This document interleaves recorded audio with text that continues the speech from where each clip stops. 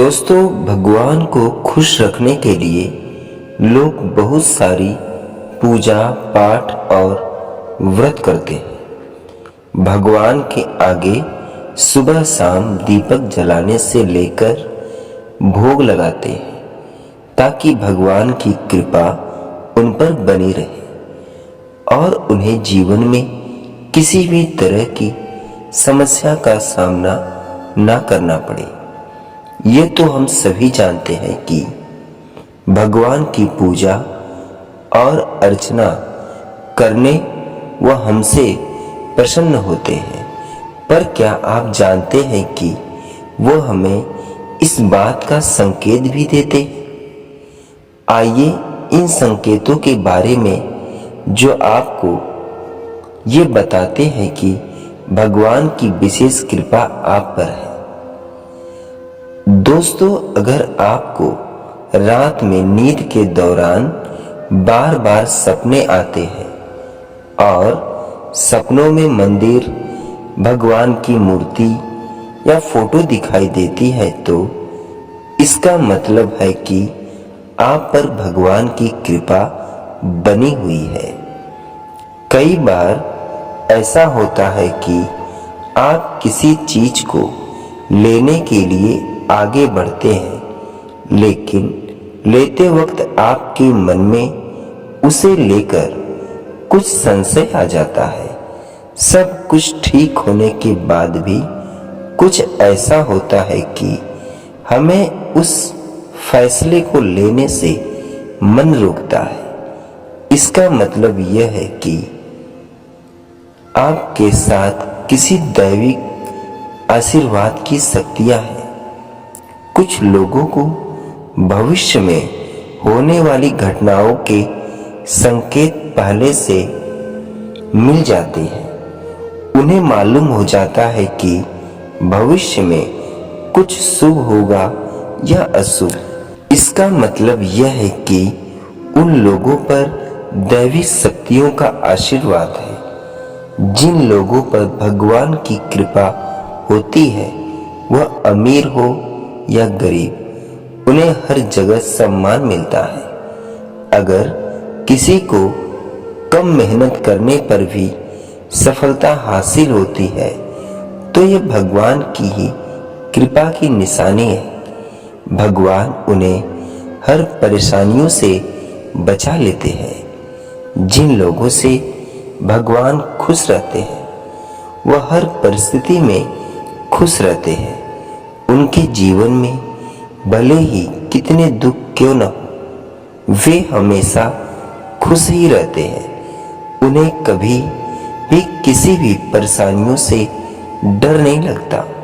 वह हर मुसीबत को आसानी से पार कर लेते हैं। यह सच है कि जब लोग पूरी श्रद्धा और भक्ति के साथ भगवान से प्रार्थना करते हैं और उनकी प्रार्थना सच्ची होती है, तो भगवान निश्चित रूप से उनकी मदद करते हैं। ये विश्वास और अनुभव पर आधारित है और कई लोग मानते हैं कि भगवान उनके जीवन में अदृश्य रूप से सहायता करते हैं। धार्मिक और आध्यात्मिक दृष्टिकोण से भगवान या दिव्य शक्तियों की मदद का अनुभव करने वाले लोगों की कहानियां प्राचीन काल से ही मिलती हैं। हिंदू धर्म में भगवान विष्णु को संसार के पालन करता और संकट के समय रक्षा करने वाला माना जाता है। इसी प्रकार भगवान शिव को संहार के साथ साथ मुक्ति और कल्याण के देवता माना जाता है। ईसाई धर्म में यीशु मसीह को उद्धारकर्ता, मुसीबत के समय शरणदाता माना जाता है। इस्लाम में अल्लाह को सबसे दयालु और सहायक माना जाता है, जो अपने भक्तों की मदद के लिए हमेशा तत्पर रहते हैं। व्यक्तिगत अनुभव भी इस विश्वास को मजबूत करते हैं। कई लोग अपने जीवन में कठिन समय का सामना करते समय भगवान से प्रार्थना करते हैं और उन्हें विश्वास है कि उनकी प्रार्थनाओं का उत्तर मिला है, चाहे वह स्वास्थ्य की समस्याएं हो, आर्थिक संकट हो या किसी अन्य प्रकार की कठिनाई हो। प्रार्थना करने से उन्हें मानसिक शांति और समाधान मिलता है। भगवान में विश्वास रखने वाले लोग यह भी मानते हैं कि प्रार्थना और भक्ति के माध्यम से उन्हें आंतरिक शक्ति और धैर्य मिलता है, जो कठिन परिस्थितियों का सामना करने में मदद करता है। जब हम भगवान को पुकारते हैं तो हमें यह विश्वास होता है कि हम अकेले नहीं हैं और एक उच्च शक्ति हमें मार्गदर्शन कर रही है। कई धर्म ग्रंथों और आध्यात्मिक गुरुओं ने भी इस बात को स्वीकार किया है कि भगवान हमारी प्रार्थनाओं का उत्तर देते हैं। गीता में श्री कृष्ण ने अर्जुन को बताया कि जो व्यक्ति सच्चे मन से भगवान की शरण में आता है उसे भगवान कभी निराश नहीं करते। इसी प्रकार बाइबिल और कुरान में भी यह कहा गया है कि सच्चे हृदय से की गई प्रार्थना का उत्तर अवश्य मिलता है। अंततः ये विश्वास व्यक्ति के अपने अनुभव और विश्वास पर निर्भर करता है। जो लोग भगवान में दृढ़ विश्वास रखते हैं वे मानते हैं कि भगवान हमेशा उनकी मदद के लिए उपस्थित रहते हैं।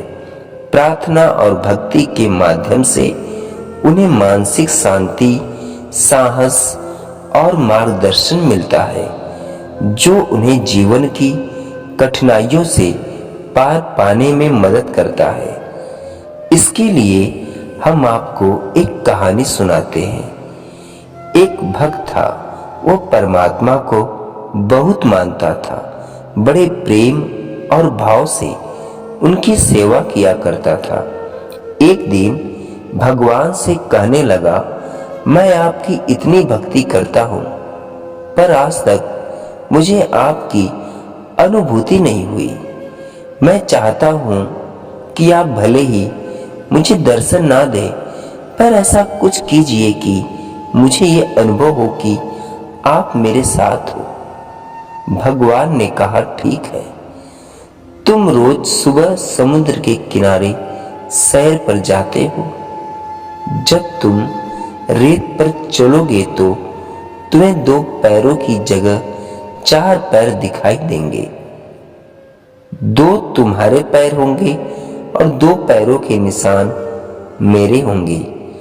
इस तरह तुम्हें मेरी अनुभूति होगी।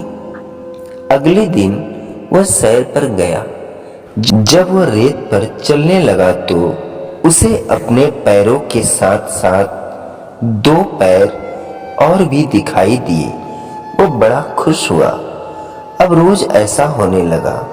एक बार उसे व्यापार में घाटा हुआ, सब कुछ चला गया। वह रोड पर आ गया। उसके अपनों ने उसका साथ छोड़ दिया। देखो, यही इस दुनिया की प्रॉब्लम है। मुसीबत में सब साथ छोड़ देते हैं। और वह सैर पर गया तो उसे 4 पैरों की जगह 2 पैर दिखाई दिए। उसे बड़ा आश्चर्य हुआ कि बुरे वक्त में भगवान ने भी साथ छोड़ दिया। धीरे धीरे सब कुछ ठीक होने लगा। फिर सब लोग उसके पास वापस आने लगे। एक दिन जब वह सैर पर गया तो उसने देखा कि 4 पैर वापस दिखाई देने लगे। उससे अब रहा नहीं गया। वो बोला, भगवान, जब मेरा बुरा वक्त था तो सबने मेरा साथ छोड़ दिया था, पर मुझे इस बात का गम नहीं था, क्योंकि इस दुनिया में ऐसा ही होता है। पर आपने भी उस समय मेरा साथ छोड़ दिया था। ऐसा क्यों किया प्रभु? तब भगवान ने कहा, तुमने ये कैसे सोच लिया कि मैं तुम्हारा साथ छोड़ दूंगा? तुम्हारे बुरे वक्त में जो रेत पर तुमने 2 पैर के निशान देखे, वे तुम्हारे पैरों के नहीं, मेरे पैरों के थे। उस समय मैं तुम्हें अपनी गोद में उठाकर चलता था, और आज तुम्हारा बुरा वक्त खत्म हो गया तो मैंने तुम्हें नीचे उतार दिया, इसलिए तुम्हें फिर से 4 पैर दिखाई दे रहे हैं। दोस्तों, इस कहानी का सार ये है कि आपको भगवान में कभी विश्वास नहीं खोना चाहिए। अगर आपको उस पे विश्वास है तो वो आपका हमेशा ध्यान रखते हैं। जब भी बड़ों के साथ बैठो तो परमात्मा का धन्यवाद करो, क्योंकि कुछ लोग इन लम्हों को तरसते हैं। जब भी अपने काम पर जाओ तो परमात्मा का धन्यवाद करो, क्योंकि बहुत से लोग बेरोजगार हैं। परमात्मा का धन्यवाद करो कि तुम तंदुरुस्त हो, क्योंकि बीमार किसी भी कीमत पर सेहत खरीदने की ख्वाहिश रखते हैं। परमात्मा का धन्यवाद कहो कि तुम जिंदा हो, क्योंकि मरते हुए लोगों से पूछो जिंदगी की कीमत क्या होती है। एक बार की बात है, एक नगर के राजा ने यह घोषणा करवा दी कि कल जब मेरे महल का मुख्य दरवाजा खुल जाएगा, तब जिस व्यक्ति ने जिस वस्तु को हाथ लगा दिया वो वस्तु उसकी हो जाएगी। इस घोषणा को सुनकर सभी नगरवासी रात को ही नगर के दरवाजे पर बैठ गए और सुबह होने का इंतजार करने लगे। सब लोग आपस में बातचीत करने लगे कि मैं अमुक वस्तु को हाथ लगाऊंगा। कुछ लोग कहने लगे मैं तो स्वर्ण को हाथ लगाऊंगा। कुछ लोग कहने लगे कि मैं कीमती जेवरात को हाथ लगाऊंगा। कुछ लोग घोड़ों के शौकीन थे और कहने लगे कि मैं तो घोड़ों को हाथ लगाऊंगा। कुछ लोग हाथियों को हाथ लगाने की बात कर रहे थे। कुछ लोग कह रहे थे कि मैं दुधारी गाय को हाथ लगाऊंगा। कुछ लोग कह रहे थे कि राजा की रानियां बहुत सुंदर हैं, मैं राजा की रानियों को हाथ लगाऊंगा। कुछ लोग राजकुमारी को हाथ लगाने की बात कर रहे थे। कल्पना कीजिए कैसा अद्भुत दृश्य होगा वह। उसी वक्त महल का मुख्य दरवाजा खुला और सब लोग अपनी अपनी मनपसंद वस्तुओं को हाथ लगाने दौड़े। सबको इस बात की जल्दी थी कि पहले मैं अपनी मनपसंद वस्तु को हाथ लगा दूं, ताकि वह वस्तु हमेशा के लिए मेरी हो जाए। और सबके मन में यह डर भी था कि कहीं मुझसे पहले कोई दूसरा मेरी मनपसंद वस्तु को हाथ न लगा दे। राजा अपने सिंहासन पर बैठा सबको देख रहा था और अपने आसपास हो रही भाग दौड़ को देखकर मुस्कुरा रहा था। कोई किसी वस्तु को हाथ लगा रहा था और कोई किसी वस्तु को हाथ लगा रहा था। उसी समय उस भीड़ में से एक छोटी सी लड़की आई और राजा की तरफ बढ़ने लगी।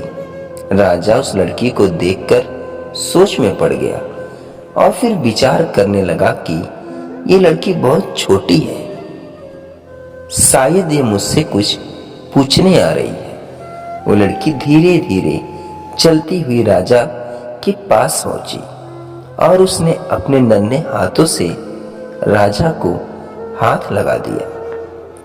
राजा को हाथ लगाते ही राजा उस लड़की का हो गया और राजा की प्रत्येक वस्तु भी उस लड़की की हो गई। जिस प्रकार उन लोगों को राजा ने मौका दिया था और उन लोगों ने गलती की, ठीक उसी प्रकार ईश्वर भी हमें हर रोज मौका देता है और हम हर रोज गलती करते हैं। हम ईश्वर को हाथ लगाने अथवा पाने की बजाय ईश्वर की बनाई हुई सांसारिक वस्तुओं की कामना करते हैं और उन्हें प्राप्त करने के लिए ही प्रयत्न करते रहते हैं। पर हम कभी इस बात पर विचार नहीं करते कि यदि ईश्वर हमारे हो गए तो उनकी बनाई हुई प्रत्येक वस्तु भी हमारी हो जाएगी।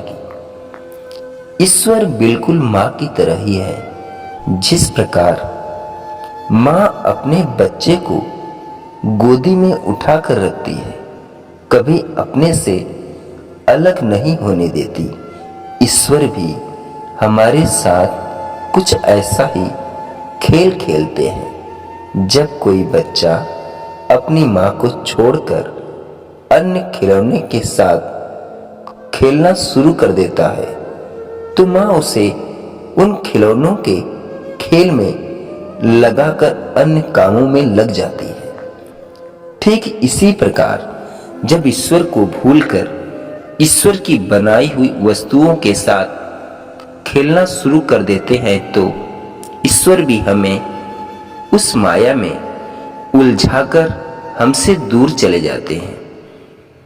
पर कुछ बुद्धिमान मनुष्य ईश्वर की माया में ना उलझकर ईश्वर में ही रमण करते हैं और उस परम तत्व में मिल जाते हैं। फिर उनमें और ईश्वर में कोई भेद नहीं रहता।